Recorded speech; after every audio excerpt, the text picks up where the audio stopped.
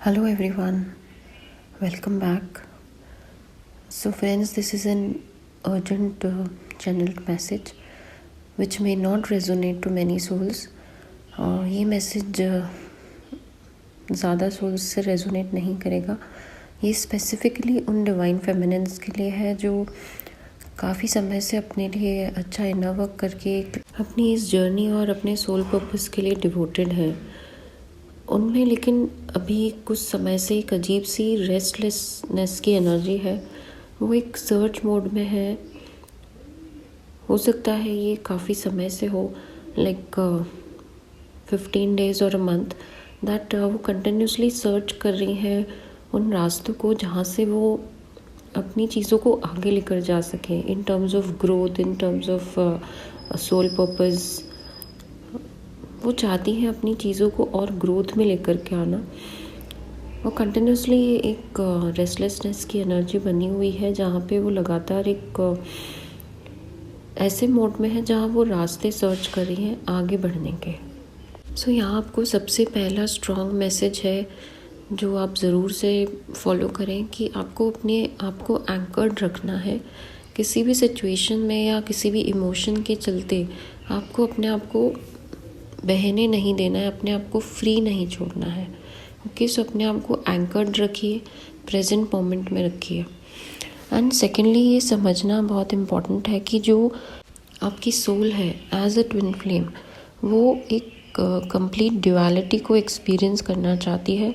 Duality का मतलब है द्वंद्व, जैसे दिन रात, अच्छा बुरा, हंसना रोना, सक्सेस फेलियर. सो करंटली आपकी सोल एक intense confusion and lack of clarity की एनर्जी से गुजर रही है. ये सोल का अपना तरीका है डिफरेंट स्टेट ऑफ कॉन्शियसनेस और डायमेंशंस को एक्सपीरियंस करने का.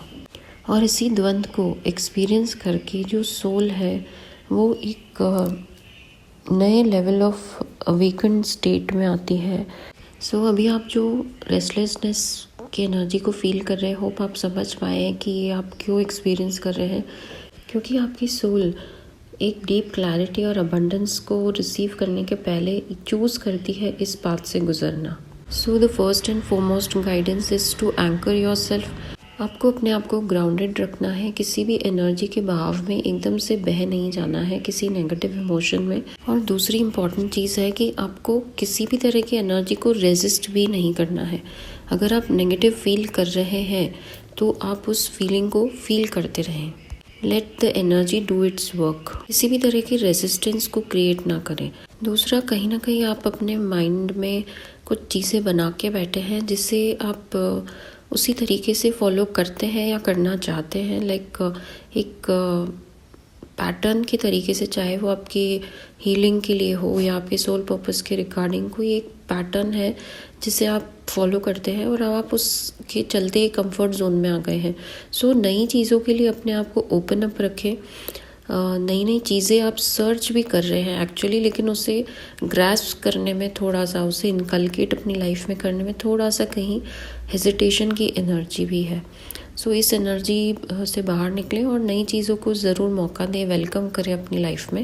एंड यस, आप ये भी जान लें कि हमेशा चीज़ें ऐसी नहीं रहेंगी कि आप हमेशा एक सफरिंग के स्टेट में बने रहेंगे. ये बात आपकी सोल ने चूज़ किया है तो उसे ऑनर करिए बिना किसी रेजिस्टेंस की एनर्जी के.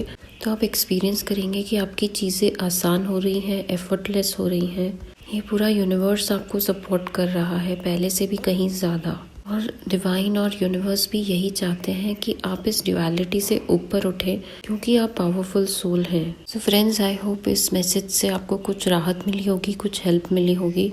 सो अपनी चीज़ों की तरफ लगातार ऐसी कॉन्फिडेंस, ऐसी डिटर्मिनेशन के साथ आगे बढ़ें और मैजिक अपनी लाइफ में अनफोल्ड होता हुआ एक्सपीरियंस करें. एंड होप आपको ये मैसेज और पावरफुल बनाएगा अपनी चीज़ों के लिए फोकस्ड रहने के लिए, अपने आप को इस यूनिवर्स से ज़्यादा अलाइन करने के लिए. Thank you so much. Stay happy, stay blessed.